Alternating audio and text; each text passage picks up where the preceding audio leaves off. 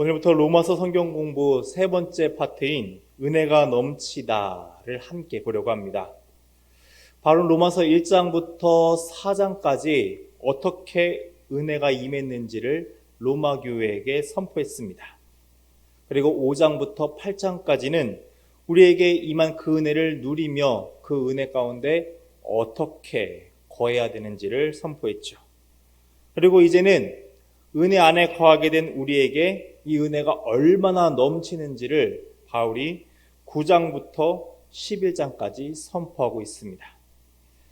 9장부터 11장의 말씀들을 보면 바울은 구약의 말씀들을 많이 인용하는 것을 볼 수 있습니다. 그렇게 제가 지난주에 미리 읽어오시라고 말씀드렸는데, 성경을 보면 각 주가 있습니다. 기역, 니은, 미음. 그래서 어떤 말씀을 구약에서 인용했는지 성경책에 잘 적혀 있습니다. 그것들을 살펴보시면 좀 더 풍성하게 그 말씀들을 이해하실 수 있을 겁니다. 그럼 본격적으로 이제 로마서 9장의 말씀을 살펴보도록 하겠습니다. 바울이 이전에 선포한 말씀 중에 이런 말씀이 있습니다. 로마서 5장 20절의 말씀입니다. 율법이 들어온 것은 범죄를 더하게 하려 함이라. 그러나 죄가 더한 곳에 은혜가 더욱 넘쳤나니. 바울은 지금 은혜가 넘친 곳이 어디라고 말하고 있죠? 네, 죄가 더한 곳이라고 말하고 있습니다. 물론 이 말이 죄를 지으라고 하는 말씀은 아닌 것을 알 줄 믿습니다.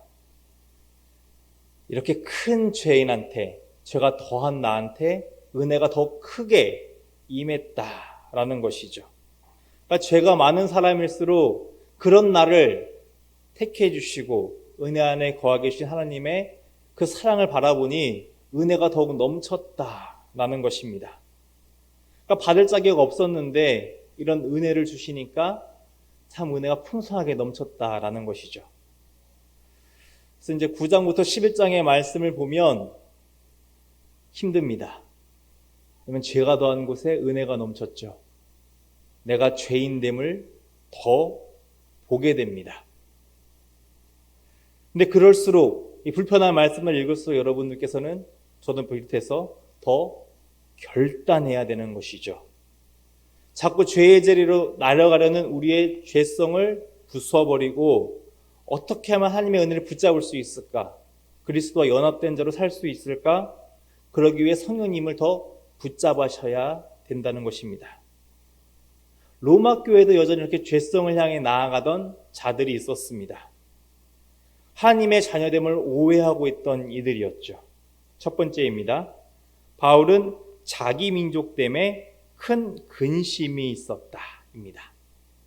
바울은 자기 민족 때문에 큰 근심이 있었다.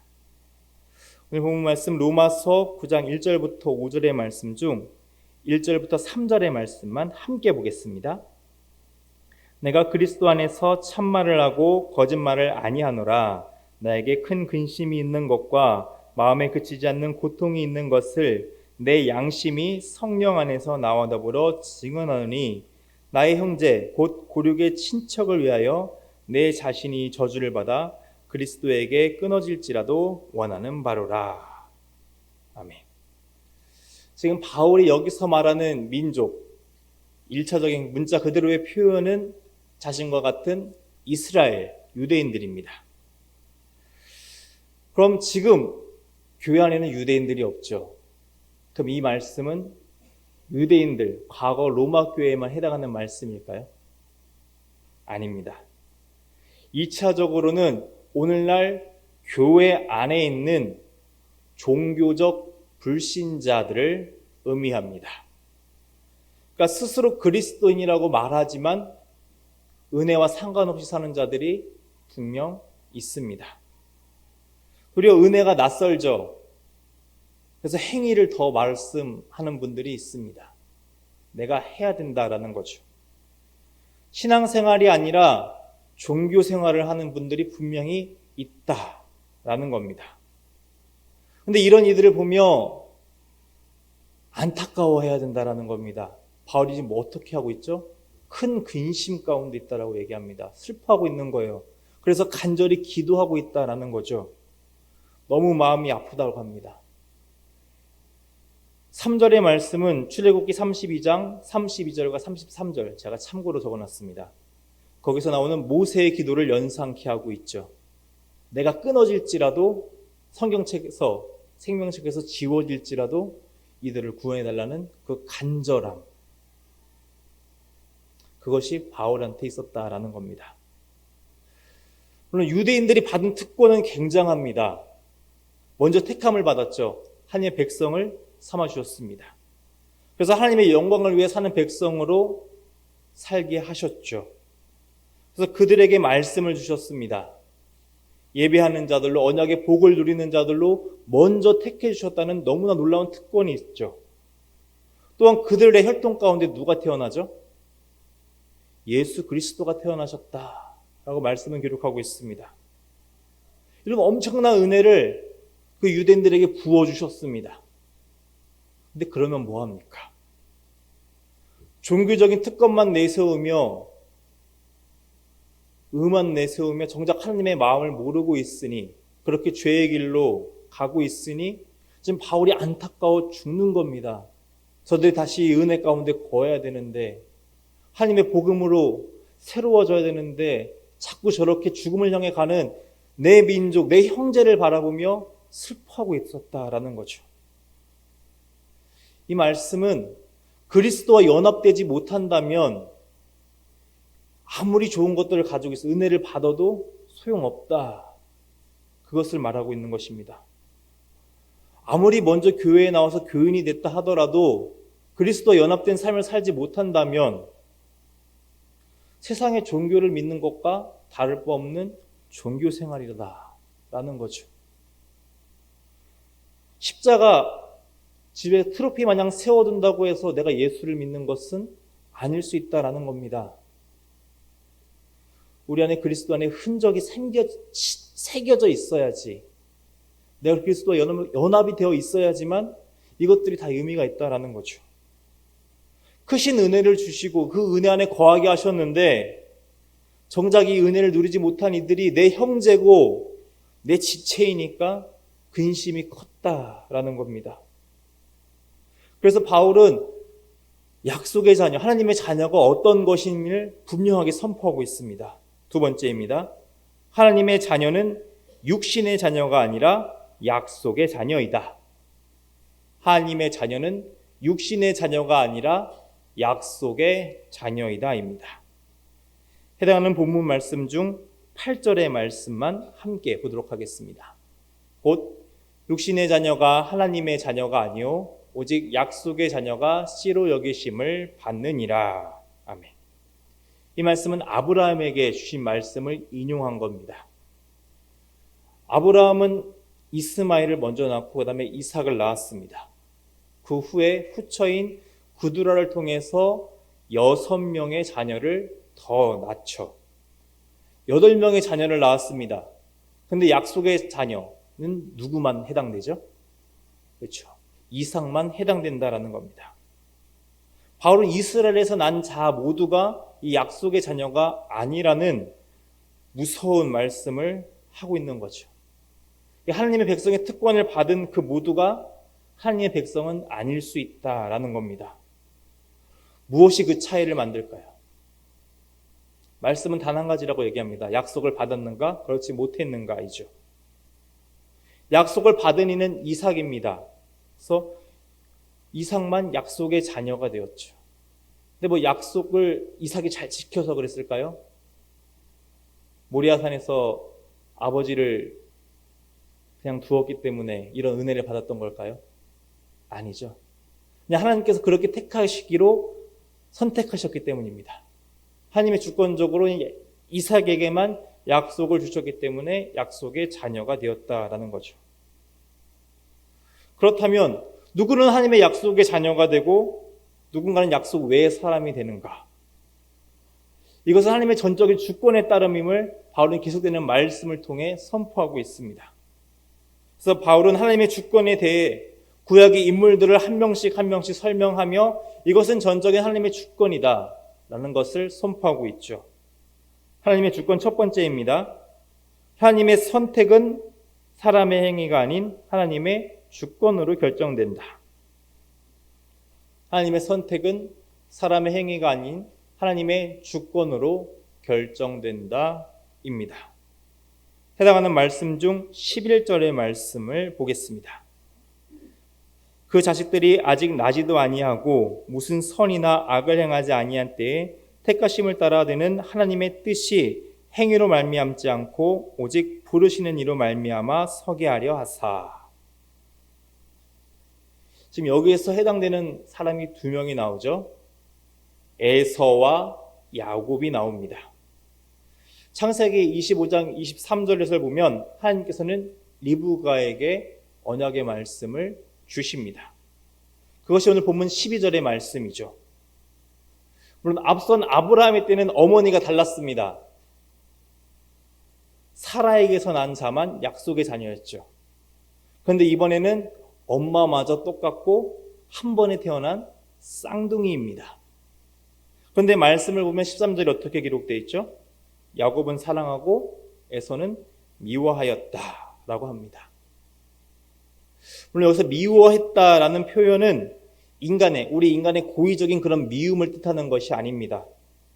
야곱에게는 은혜를 베푸셨다, 그것을 사랑한다라고 표현한 거고, 에서에게는 은혜 베푸시지 않았다, 그것을 미워했다라고 표현한 겁니다. 그러니까 야곱만 선택해서 은혜를 내려주셨다라는 것이죠. 그런데 이 선택의 기준이 11절에 나오고 있죠. 아직 나지도 않았다. 그러니까 행위가 전혀 간섭할 수 없는 상황 가운데 하나님께서는 그저 야곱을 선택하셨다라고 합니다.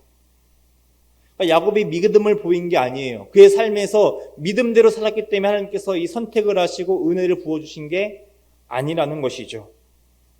솔직히 창세기에서 야곱의 삶을 보면 바람직한 삶은 아님을 볼 수 있습니다. 어떻게 보면 야곱에게 우리 마음이 더 가는 이유가 우리와 같기 때문이죠. 계산적이고 자기 이득을 위해서 온 힘을 다했던 그런 사람. 그런데 하나님께서는 그런 야곱을 택하셔서 빚어가시죠. 믿음의 사람으로 바꾸어 가십니다. 그러다 보니 야곱이었는데 이스라엘로 변하게 되죠. 하나님께서 믿음 가운데 세워가기 위해 야곱을 택하셨다라는 겁니다. 그러기 위해 둘 중에 에서보다는 야곱을 택하셨다라는 거죠. 하나님의 주권 두 번째입니다. 하나님의 긍휼은 하나님의 주권에 달려있다. 하나님의 긍휼은 하나님의 주권에 달려있다입니다. 해당하는 말씀 중 16절의 말씀만 바라보도록 하겠습니다. 그런즉 원하는 자로 말미암음도 아니요 다른 박질하는 자로 말미암음도 아니요 오직 긍휼히 여기시는 하나님으로 말미암음이니라. 아멘. 이 하나님의 긍휼에 대한 이 말씀은 이스라엘 민족, 특별히 출애굽기 32장 이후의 사건을 인용한 말씀입니다. 32장에 어떤 일이 일어나죠? 이스라엘 민족이 하나님 대신 금송아지를 만듭니다. 그러니까 이스라엘 민족은 출애굽하자마자, 그러니까 구원을 받자마자 어떻게 행동했는가? 하나님을 배반했다라는 거죠. 그 일에 온 힘을 다했습니다. 그런데 하나님께서는 그들을 은혜 가운데 품어주시죠. 버림받아 마땅한 일이었습니다. 그런데 긍휼을 베푸시고 불쌍히 여기셨다라고 기록합니다. 그래서 약속의 땅까지 그들이 인도함을 받습니다. 하지만 분명한 것은 그들이 자리서가 아님을 말씀은 기록하고 있죠. 모세도 이렇게 선포합니다. 신명기 9장 6절의 말씀입니다. 그러므로 내가 알 것은 내 하나님 여호와께서 내게 이 아름다운 땅을 기업으로 주신 것이 내 공의로 말미암음이 아니니라. 너는 목이 곧은 백성이니라. 은혜로 받았다는 것입니다. 자기의 의가, 그들의 공의가 전혀 개입할 여지가 없었다라는 거죠. 우리 말씀 보면 너희는 목이 굳었다 라고 합니다. 그러니까 끊임없이 하나님을 경록해 하고 하나님을 배반하고 하나님의 마음을 아프게 했다라는 겁니다. 그러니까 이것은 너희들이 얻은 것이 아니라, 그 약속의 땅은 얻은 것이 아니라 하나님의 선물로 너희들이 받은 것임을 분명하게 선포하는 것이죠. 그래서 바울은 16절에서 긍휼을 받은 것은 사람의 원해서 그것을 쟁취한 것도 아니고 다른 박질, 노력을 통해서 얻은 것도 아니라고 분명히 선포합니다. 그러니까 하나님의 은혜로 말미암아 이스라엘 민족도 그저 선물로 받았다라는 거죠. 하나님의 약속을 은혜로 받았다라는 것입니다. 그러니까 이스라엘 민족조차도 그들이 뭐 한 것 없이 하나님의 선택으로 말미암아 이 은혜를 누렸다라는 겁니다. 바울은 이번에는 그런 주권, 하나님의 주권이 어디까지 적용될 수 있는가, 그것을 선포합니다. 하나님의 주권 세 번째입니다. 완악하게 하신 것도 하나님의 뜻이다. 완악하게 하신 것도 하나님의 뜻이다. 두 말씀 중 18절의 말씀만 우리 함께 보도록 하겠습니다. 그런즉 하나님께서 하고자 하시는 자를 긍휼히 여기시고 하고자 하신 일을 완악하게 하시느니라. 아멘. 이제 바울은 다시 그 시대를 좀 앞서갑니다. 출애굽한 이전, 아직 애굽에 있을 때의 말씀이죠. 하나님의 주권이 어떻게 선포되었는지를 출애굽기 9장을 통해서 설명하고 있습니다.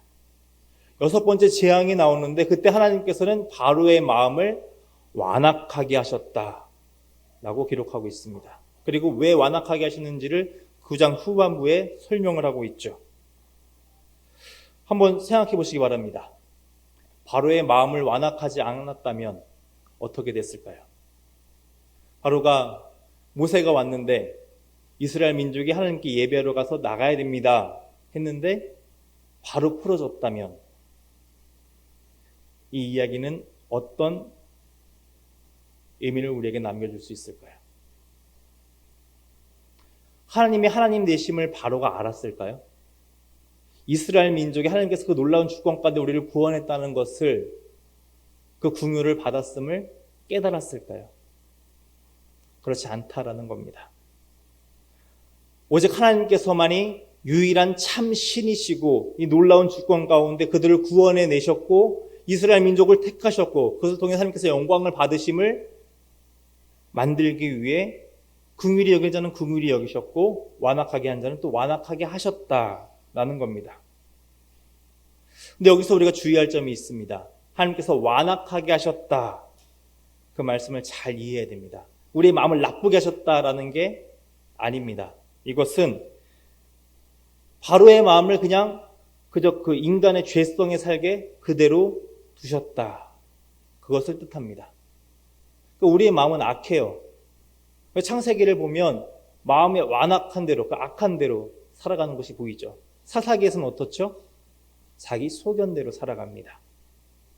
그것이 인간의 죄성이라는 거죠. 본성이에요.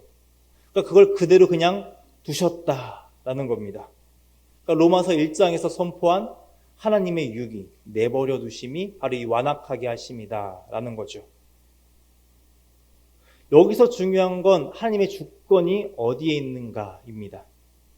긍휼하게 여기시는 것도 완악하게 그렇게 내버려 두신 것도 다 하나님의 주권적인 선택이다라는 겁니다.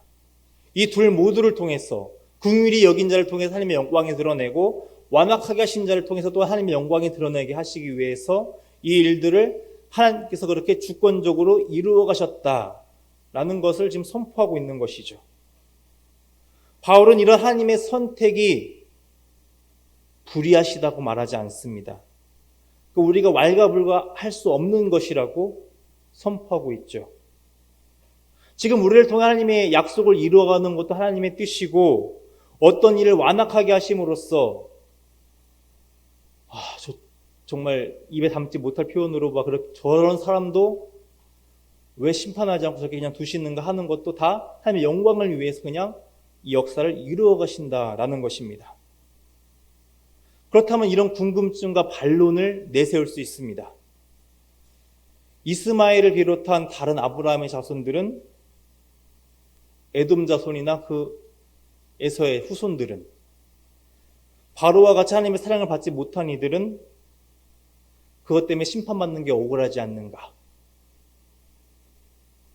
달리 말하자면 아직 우리나라에 하나님이 들어오시기 전에, 복음이 선포되기 전에 믿지 못했던 자들이 그냥 어떻게 되는 것인가? 그들이 죽음 가운데, 심판 가운데 가는 건 억울한 일 아닌가? 이런 여러 가지 생각을 우리가 할 수는 있겠죠. 그런데 바울은 그런 하나님의 탓을 하지 말라고 이야기합니다. 이건 전적인 하나님의 주권이지 우리 인간이 왈가불가하고 어떻게 재단하려고 해서는 안 되는 것임을 선포하고 있죠. 하나님의 주권임을, 하나님이 긍휼하심을 베푸시는 것을 바울은 이렇게 선포하고 있습니다. 세 번째 파트입니다. 하나님의 긍휼, 첫 번째는 창조자 하나님께 모든 권한이 있다입니다. 창조자 하나님께 모든 권한이 있다. 본 말씀 19절부터 21절의 말씀을 함께 교독해 보도록 하겠습니다. 혹 내가 내게 말하기를 그러면 하나님이 어찌하여 허물하시느냐 누가 그 뜻을 대적하느냐 하리니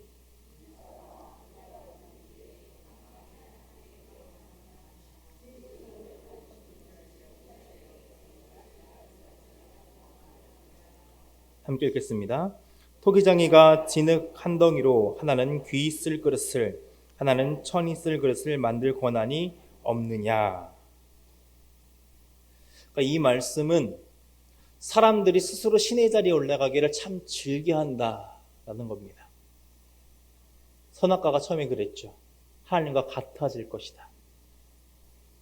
내가 하나님됨, 신됨, 그것을 말하는 겁니다. 자꾸 내가 내 지혜로 하나님의 뜻을 재단하려고 해서는 안 된다라는 거죠. 아니라고 말하는 분이 있습니다. 하지만 누구나 기회가 된다면, 힘이 있다면, 지식이 있다면 내 주변을 좌지우지하려고 하는 사람이 얼마나 많습니까? 내 뜻대로 이끌어가려고 합니다. 다 내 마음대로 하려고 하죠.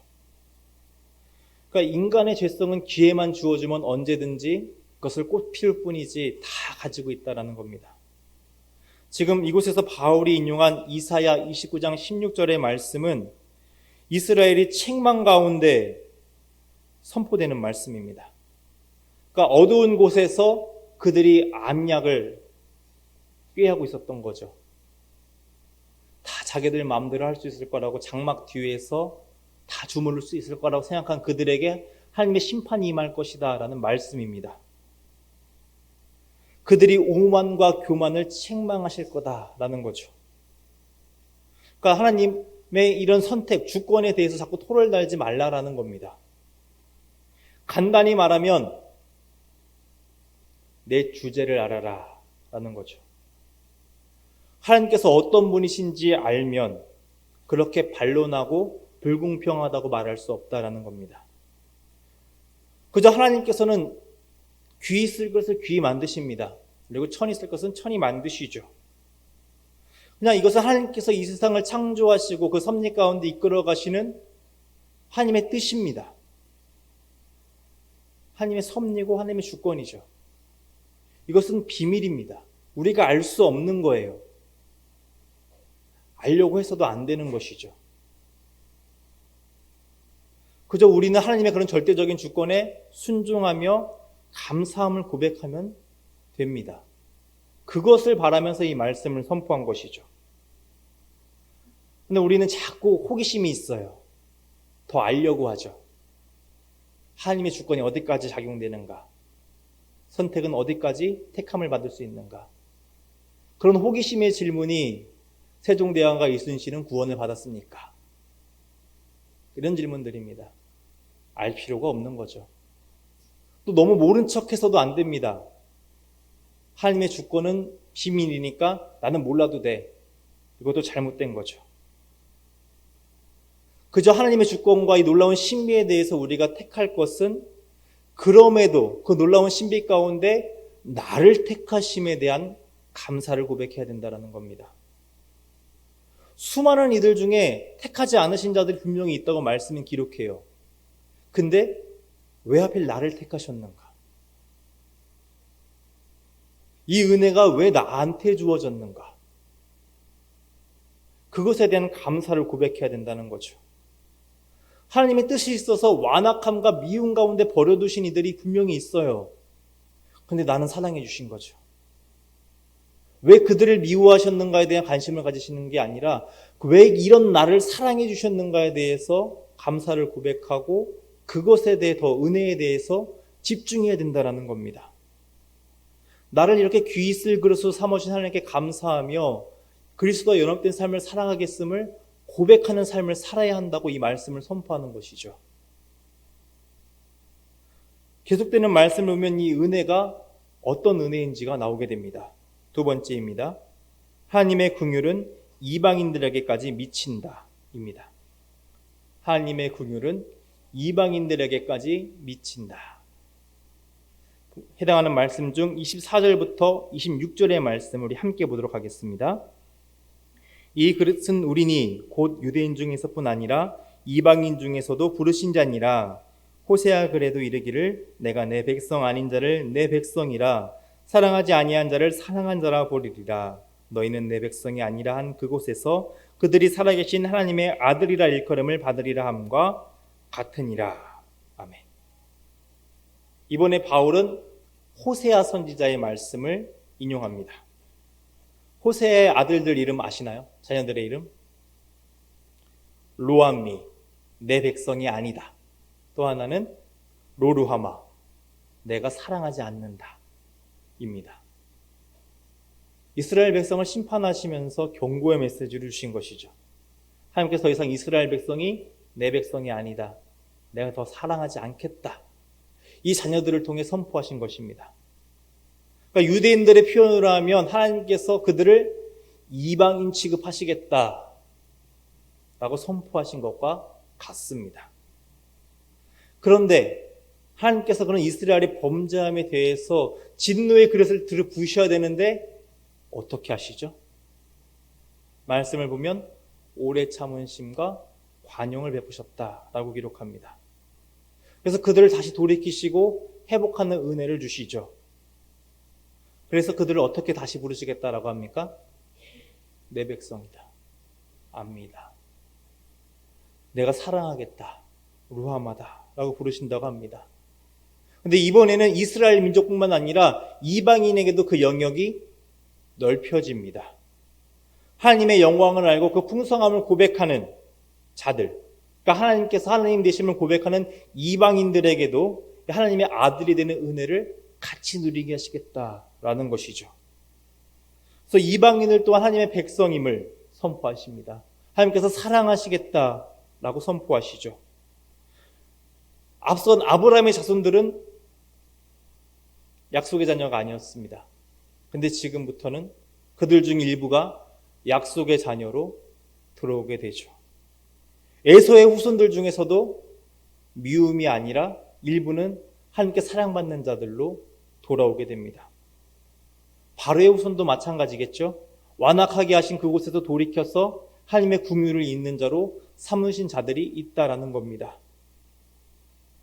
이 은혜가 계속 좁은 곳으로 선택된 일부에게만 가는 줄 알았는데 하나님의 뜻은 그것이 아니었다라는 거죠.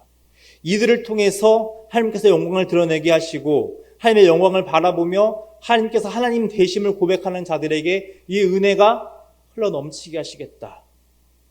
지금 그것을 선포하고 계신 겁니다. 그 은혜로 말미암아 이방인이었죠. 우리도 이방인이었던 우리가 택함을 받고 사랑받는 자가 된 것입니다. 하나님께서 나를 향해 너 내 백성이다. 내 아들이다. 내가 사랑하는 자다. 그렇게 불러주신다라는 겁니다. 이 말씀은 지금 나한테 선포하고 있는 거죠. 여러분 자신에게 선포하고 있는 말씀입니다. 아무런 자격 없는 나였는데 그 약속 밖에 있던 나였는데 하나님께서 다시 나를 택해 주시고 나를 사랑해 주셨다라는 겁니다. 그래서 이 하나님의 말씀은 나를 향한 말씀입니다. 그러니까 자꾸 이 말씀을 들을 때마다 누군가를 생각하시면 안 됩니다. 저 말씀은 누가 들어야 되는데, 내 남편이 들어야 되는데, 내 자녀가 들어야 되는데. 그 화살을 남한테 돌리기 시작하면 앞선 그 죄, 내가 스스로 신이 되려는 죄를 범한다라는 거죠. 지금 내가 택할 것은 그런 나를 택해 주심에 감사함을 계속해서 고백해야 됩니다. 그러니까 다른 사람을 왜 택했는지는 우리의 머릿속에서 지우시기 바라고 지금 나를 택해 주신 것에 대해서 집중하시고 감사를 고백해야 된다는 거죠. 그것이 하나님의 뜻이고 주권이었다라는 것에 대해서 우리는 감사로 하나님께 영광을 돌리면 된다라는 것입니다. 그러니까 은혜를 아는 자들은 다른 사람을 바라보지 않아요. 다른 사람을 정죄하거나 왜 저들을 택했는가 불평하지도 않죠. 그저 이런 나를 택해 주신 것에 대해서 감사를 고백합니다. 바울이 그랬죠. 죄인 중에 괴수였는데 이런 나를 택해 주셨다. 은혜를 알았기 때문에 그렇게 고백한 겁니다. 그래서 하나님께 영광을 돌리며 감사하는 삶을 살아가죠. 그것이 오늘 우리가 말씀에서 긍휼을 받으며 하나님의 말씀에 순종하는 삶을 사는 자의 모습이다라는 겁니다. 이제 마지막으로 바울이 선포하는 하나님의 긍휼을 보도록 하겠습니다. 남은 자를 구원하시는 하나님의 역사가 있다입니다. 남은 자를 구원하시는 하나님의 역사가 있다. 본 말씀 27절부터 29절의 말씀을 우리 함께 읽어보도록 하겠습니다. 또 이사야가 이스라엘에 관하여 외치되 이스라엘 자손들이 수가 비록 바다의 모래 같을지라도 남은 자만 구원을 받으리니 주께서 땅 위에서 그 말씀을 이루고 속히 시행하시리라 하셨느니라. 또한 이사야가 미리 말한 바 만일 만군의 주께서 우리에게 씨를 남겨두지 아니하셨더라면 우리가 소돔과 같이 되고 고모라와 같았으리로다 함과 같으니라. 아멘. 이제 경고의 말씀과 희망의 말씀이 같이 선포되고 있습니다. 모두가 남은 자가 되지 않을 거다라는 경고의 메시지가 분명하게 정해져 있죠. 바다와 모래같이 많은 자손 중에 하나님께서 택하신 자는 일부다라는 겁니다. 그들만 긍휼을 누린다라고 말씀하시죠. 그런데 그 남은 자가 내가 됨을 감사하며 소돔과 고모라 같이 나를 버려두지 않음에 감사해야 됨을 지금 바울은 선포하고 있는 겁니다. 누군가는 멸망당합니다. 근데 누군가는 그런 소돔과 고모라 같은 땅에 있을지라도 하나님께서 택하심을 받고 구원을 받죠. 그 은혜를 누린다라는 겁니다. 그럼 우리가 집중할 것은 무엇인가? 그럼 나는 그리스도와 연합돼서 남은 자 가운데 속해 있는가? 그것을 봐야 한다는 겁니다. 그리스도와 연합된 자는 그 어떤 상황에서도 하나님께서 남겨두신 자로서 이 은혜를 누리게 하십니다. 결코 끊을 수 없는 하나님의 사랑 가운데 살아가게 하시죠. 그런데 이 택함은 나의 노력이 개입되지 않습니다. 혈통이나 그 인간의 어떤 것으로도 이 은혜, 내가 택함 받는 것에 영향을 주지 않는다라는 거죠. 그러니까 오늘날로 말하자면 성경적 지식이 뛰어나서 이것을 다 애우고 살아간다 할지라도 교회에서 봉사 열심히 하고 명망받는 사람으로 살아간다 할지라도 그 삶이 그리스도와 연합된 삶이 아니라면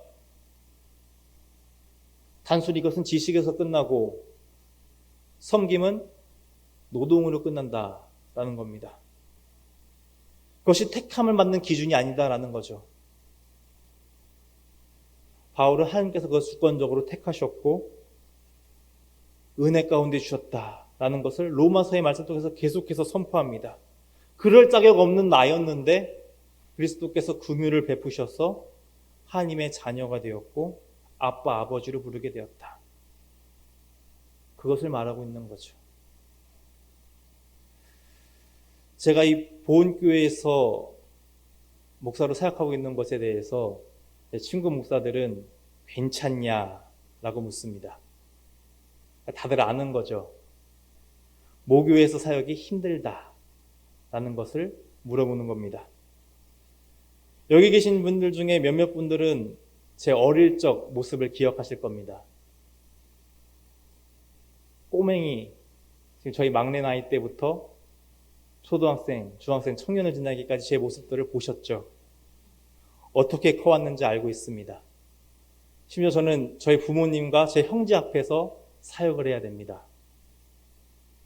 그럼에도 하나님께서 저를 이곳에서 부르셨고 사역하게 하셨습니다. 왜 저를 목사로 부르셨는지, 그리고 왜 이곳 가운데 사역하게 하셨는지 저는 잘 모릅니다. 그저 순종으로 나아갔을 뿐이죠. 근데 하나님께서 저를 사랑하셔서 지금까지 이끄셨습니다. 이곳에서 사역하게 하시고 또한 질병 가운데 아픔 가운데 있을지라도 더 하나님을 바라보게 하시는 은혜를 주셨습니다. 또 모교회를 사랑하면서 섬기고 기도할 수 있는 은혜까지 주셨죠. 감사할 따름입니다. 말씀은 말하잖아요. 선지자가 고향에서 배척받는다. 그런데 저는 큰 사랑을 받으면서 사역을 하고 있습니다. 이런 점에도 목회자라고 사랑해 주시고 섬겨주시는 이들을 말미암아 참 은혜 가운데 사역하고 있죠. 그러니 하나님께 감사를 고백할 수밖에 없는 겁니다. 제가 뭐 잘났겠습니까? 잘난 거 없죠. 그럼에도 여기 서서 하나님의 말씀을 선포합니다. 이 말씀을 볼 때마다, 준비할 때마다 저도 부끄러워요. 저도 저의 죄인됨을 바라보게 됩니다. 그렇게 살지 못함을 바라보면서 이런 나이인데 내가 목사로 사역해도 괜찮은 것일까? 똑같이 죄인이고 똑같이 하나님의 마음을 아프시게 하는데 그럼에도 하나님께서 말씀하시는 거죠. 내가 너를 사랑해서 이렇게 하는 것이다. 여러분도 마찬가지의 은혜를 누릴 줄 믿습니다. 하나님께서 여러분을 사랑하신다라는 거죠. 그래서 이곳 가운데 이끄셨고 살아가게 하시고 은혜를 누리게 하십니다. 우리가 잘해서가 아니죠. 넘어져도 괜찮다고 말씀하시는 겁니다. 다시 일으켜 세우시고 내 자녀니까 힘내보라고 긍휼을 베풀어 주시는 거죠. 그저 하나님께서 좋으셔서 우리를 택해 주신 겁니다. 하나님께서 그저 우리를 사랑하시기 때문에 은혜를 거저 주셨다라는 거죠. 그렇기 때문에 우리가 할 것은 그런 하나님의 은혜에 감사하며 그런 은혜를 베풀어 주신 하나님을 온전히 섬기는 자로 나아가야 된다는 겁니다. 그리스도와 연합되기 위해서 내 온 힘을 다해야 된다는 것이죠. 그러기 위해 나의 모습은 항상 겸손해야 된다는 겁니다. 이런 은혜를 주신 하나님께 감사하며 매일의 삶에서 어떻게 하면 더 하나님과 연합될 수 있을까? 이런 선택받은 은혜를 어떻게 하면 더 감사할 수 있을까? 그런 삶의 자리로 나아가야 한다는 거죠.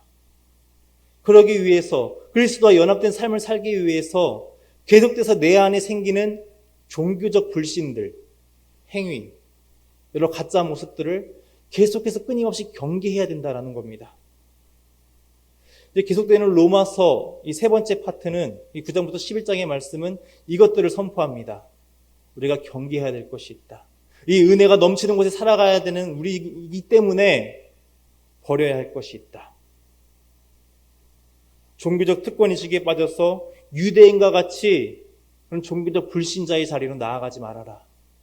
그리스도 연합된 자로서 이 은혜를 누리라.